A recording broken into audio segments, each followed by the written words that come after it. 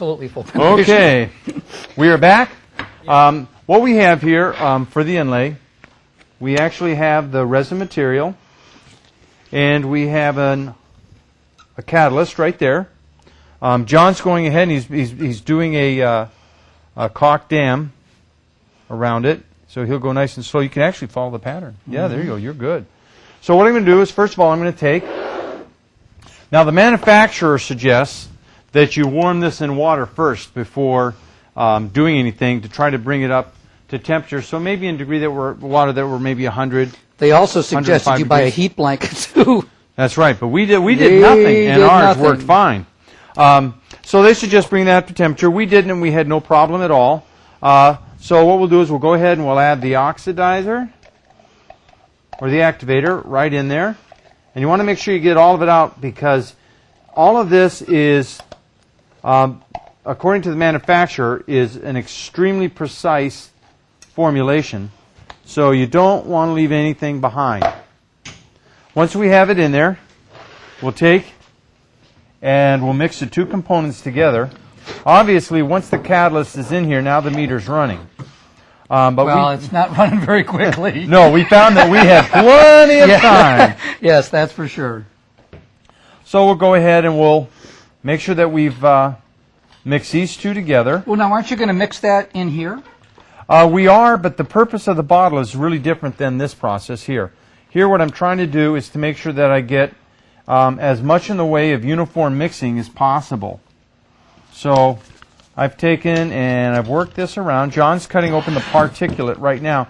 Now you can order these in both solid or particulated colors. My understanding is all the particulated colors are measured off of DuPont's products. Okay. So if you order a color, it would need to be referenced by DuPont specific, essentially. Now, if you wanted to match it exactly, would you use the whole bag? You would. You would, okay. Yeah. Now, the whole bag actually would have made this much stiffer last night. It would have made it darker, and it would have made it a little thicker. Right. But we chose to slightly alter the color, and we were playing around, and it worked fine. We had absolutely no problem at all. So John's going to go ahead, and he'll dump the particle in. Particle, most people aren't aware, is nothing more than solid surface ground up. So they would have started with, obviously, a bunch of black and some So why some don't they white cheese. recycle solid surface? Well, to a degree they do. The cost of moving it is very high. So that's one problem. If you wanted to try to reclaim solid surface scraps from shops all over the country, and then, let's say in DuPont's case, move it to Buffalo where it might be able to be reground, that might very well be cost prohibitive. All right. Once it's cast and it's fully catalyzed, it's inert anyway, so it goes into a landfill, and it's really not much different than dumping a piece of concrete there. We're going to have to move along. We've only got 10 minutes. Oh boy, we're gonna have to get humming here. Why don't we not add any more of that? All right. The only company that really makes a green effort in that regard is Avenite, as far as I know. Okay. They have a whole line along that of recycled colors. As you can see, we've gone ahead and we've mixed all the particle. Now, a problem that you have whenever you do anything like this is air. If you get air trapped inside of your inlay, if the air doesn't all boil out of it, what happens then is you end up with air bubbles that you have to go back and you either have to patch, which is not fun at all, because then you might have to Dremel it out. You have to worry then about perhaps a slight change in the field color, and that just makes a lot more work than what, believe me, you want to get into. Okay, so now this is a Venturi, and this is going to create a vacuum in the bottle, and it'll suck all the air out of it, and you can crank this little paddle around just to stir it. Mm-hmm. And it what? No, you can go. You've got to make sure you line that gasket up. Right. And as you can see, our gauge is climbing right now. And if you pulled 28, then you have just about a perfect vacuum. And what we'll do is we'll slightly turn this. It doesn't need to turn rapidly. But as you can see, I don't know if the camera can show the inside of the bottle, but you see there's bubbles coming to the surface. the air is boiling out of it by a vacuum. So any of the air that's actually in the material is being sucked out of it by the vacuum. And Ken, last night when we were fooling around with this, was trying to talk me into finding a frog out in the yard. He said if you put a frog in here, it'll just explode. Well, you put him into a vacuum, he's not going to hang on very long. So you folks from PETA, please ignore that That's part. right. So I managed to save you that that feature. I still think that would have been cool. But we could have used the bug, too. Okay. Anything with air in it would have been pretty cool to see. But it's still pulling air out. I'll try to lean it a little bit. Maybe that'll help the camera a little bit. Now, will that also help it set up? No. Okay. But what it'll do is, once again, a real big problem is having air trapped in the mixture. Okay. And then, of course, it creates a problem. And once again, this is something that the manufacturer does in the casting of the material. So we'll go ahead. We'll lift our paddle blade up. Now, a neat thing I figured out last night, an easy way to get the material into here is to fill a Ziploc bag with the inlay, and it acts kind of like a pastry bag. And we'll just hold that closed while you pour that in there.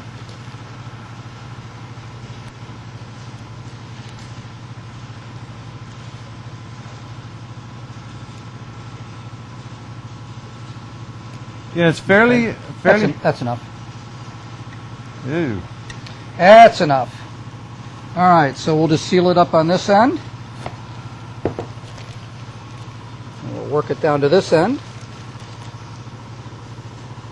Now you want to make sure that you let the material flow from the bottom or push itself along, because you want to drive the air out of it. So you don't want to overfill it too rapidly, because by doing that the material can roll over the edge and trap an air bubble, and that would be a problem. Another thing you want to make sure you have is a toothpick, because when you're watching this being done, in my case it's bored and I can clean my teeth.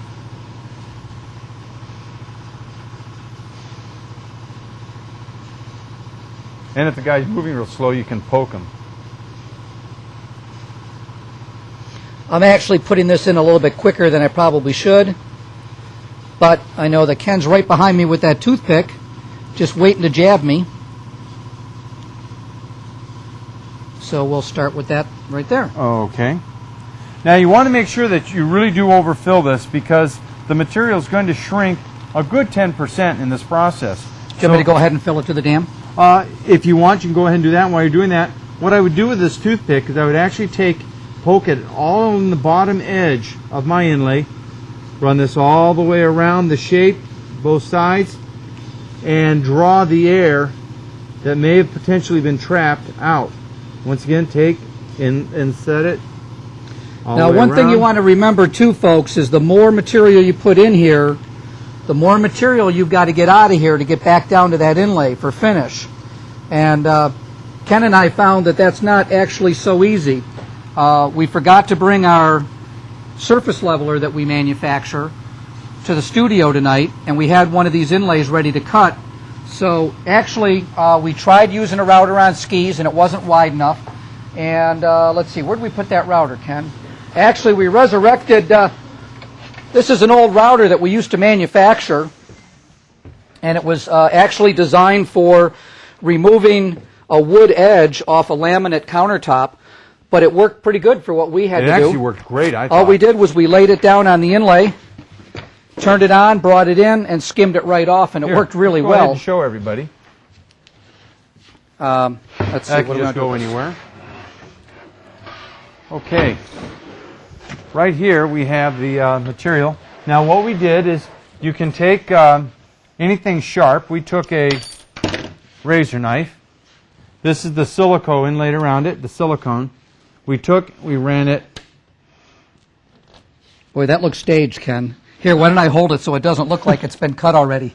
Well, okay, so anyway, as we get that out, all but the very end, Right? get that out of the way. But even in this stuff, it'll peel right up. Yeah, right. Okay, so Okay. anyway, John can go ahead and he can... Oh, do you want me to actually route some? yeah, let's go ahead and cut Oh, it right okay. up. All right, real quick, then go ahead and get this. Here, we'll plug it in right here. Well, what you're saying is this wasn't staged. Well, no, I wasn't planning on doing this. Here, let's just set it around this way a little bit. And we'll just put this in here. And hang on to the top because it's not clamped in place.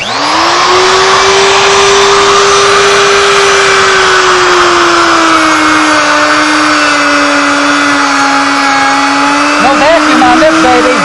No.